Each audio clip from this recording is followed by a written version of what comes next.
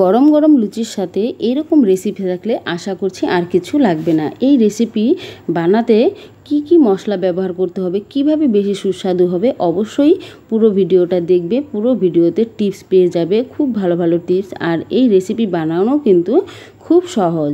নমস্কার, আমি কল্পনা মণ্ডল রান্নার রেসিপিতে সবাইকে স্বাগতম জানিয়ে আজকের রেসিপি শুরু করছি। আজকের রেসিপি হলো কুমড়োর ছক্কা। এই কুমড়োর ছক্কা রেসিপি খেতে কিন্তু ভীষণই মজার। নিরামিষের দিন অবশ্যই তোমরা এই রেসিপি বানিয়ে খেতে পারবে, আর স্বাদটা কিন্তু মুখে লেগে থাকবে। তাহলে চলো দেখে নেওয়া যাক কীভাবে এই কুমড়োর ছক্কা তৈরি করছি।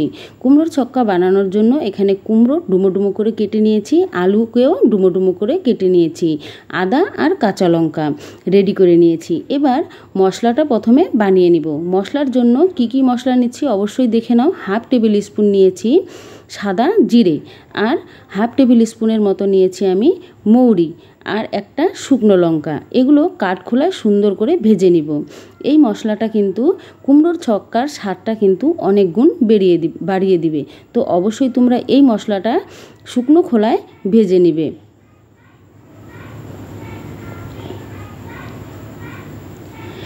মশলাটা দেখো ভাজা হয়ে গিয়েছে। এবার মশলাটা নামিয়ে রাখবো। এবার ওই কড়াইয়ের মধ্যেই দিয়ে দিব তেল। প্রথমে কুমড়োগুলোকে ভেজে নিব। কুমড়োগুলোকে বন্ধুরা 60% মতন ভাজতে হবে, খুব একটা বেশি ভাজতে যাবে না, তাহলে কিন্তু কুমড়োর ছক্কার যে গোটা গোটা যে একটা ভাব থাকে সেটা কিন্তু থাকবে না। খুব একটা বেশি গলে গেলে তাহলে কিন্তু তরকারিটা সেইভাবে রান্না করা যাবে না। তো এইভাবে দেখো কুমড়োগুলো আমি ভেজে নিব। গ্যাসের ফ্লেমটা এখানে মিডিয়ামে আছে। অন্য পাশে আমি মশলাটা যে ভেজে নিয়েছি মশলাটা গুঁড়ো করে নিব। অল্প মশলা, এর জন্য পাটাই বেটে নিচ্ছি।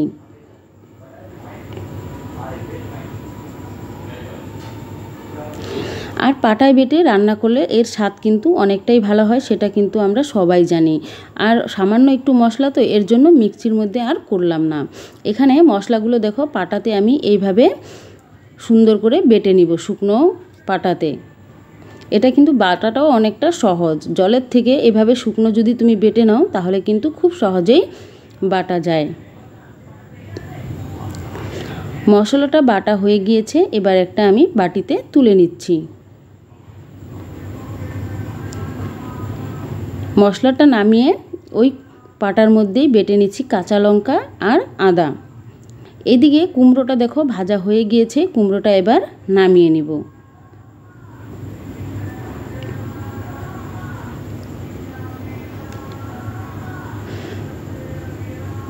কুমড়োগুলো নামিয়ে নিলাম। এবার ওই কড়ার মধ্যেই ফোড়নে দিয়ে দিব দুটো শুকনো লঙ্কা, আর দিয়ে দিব একটা তেজপাতা। শুকনো লঙ্কাটা একটু লাল করে ভেজে নিচ্ছি। এবার তেজপাতাটা দিয়ে দিলাম।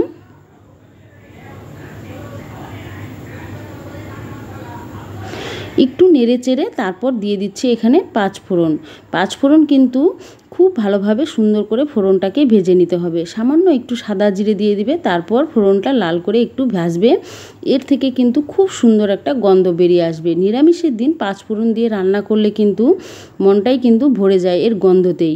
একটা অন্যরকমই একটা গন্ধ বেরোয়, দারুণ লাগে। তো এইভাবে মশলাটা একটু লাল করে ভেজে তারপর এখানে দিয়ে দিচ্ছি আলু। ডুমো করে কেটে রাখা আলুগুলো দিয়ে দিচ্ছি।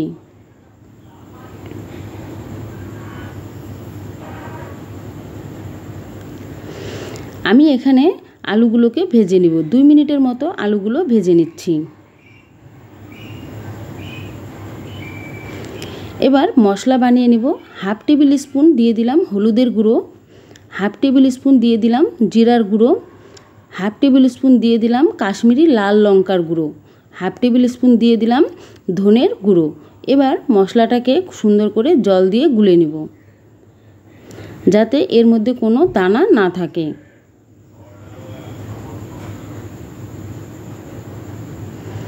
এইভাবে খুব ভালো করে মশলাটা মিশিয়ে আমি তৈরি করে নিলাম।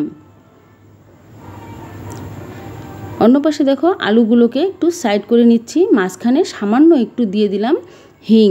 বন্ধুরা, নিরামিষের দিন সামান্য একটু হিং দিয়ে দিলে এর কিন্তু গন্ধটাই একটু অন্যরকম হবে, খেতে কিন্তু দারুণ লাগে।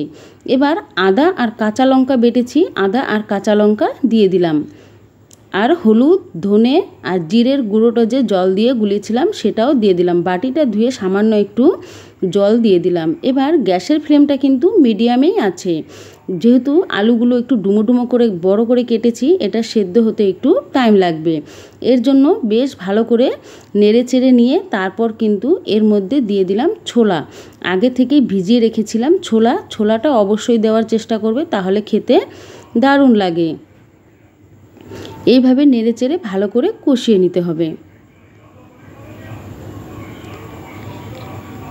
এখানে 1 টেবিল স্পুনের মতো দিয়ে দিলাম নারকেল কুড়া।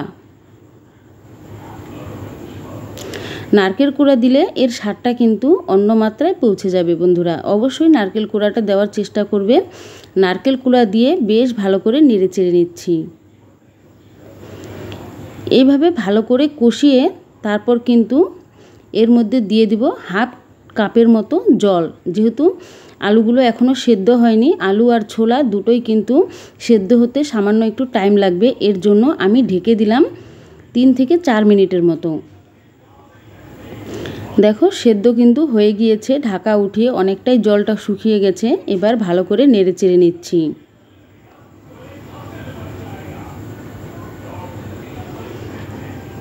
কুমড়োগুলো দিয়ে দিচ্ছি। সব মশলা ভালো করে মিশিয়ে নিব। আলু, কুমড়ো আর মশলা, ছোলা সব একসাথে ভালো করে নেড়ে চেড়ে নিয়ে মিশিয়ে নিচ্ছি। বন্ধুরা, তোমরা যদি নতুন হয়ে থাকো চ্যানেলটা সাবস্ক্রাইব করে দিও, বেল আইকনে প্রেস করে রেখো, তাহলে নোটিফিকেশন সবার আগে পৌঁছে যাবে তোমার কাছে।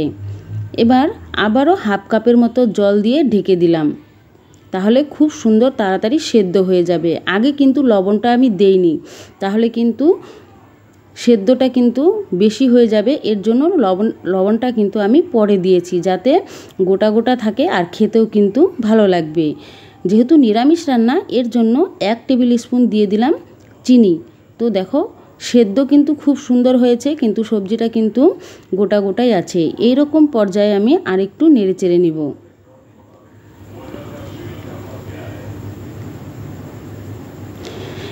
দিয়ে দিলাম 4টে কাঁচা লঙ্কা। এই কাঁচা লঙ্কার ফ্লেভারটা কিন্তু খেতে ভীষণ ভালো লাগবে। এবার ভাজা মশলাটা যে প্রথমেই করে দেখিয়েছিলাম, সেই ভাজা মশলার গুঁড়োটা দিয়ে দিলাম।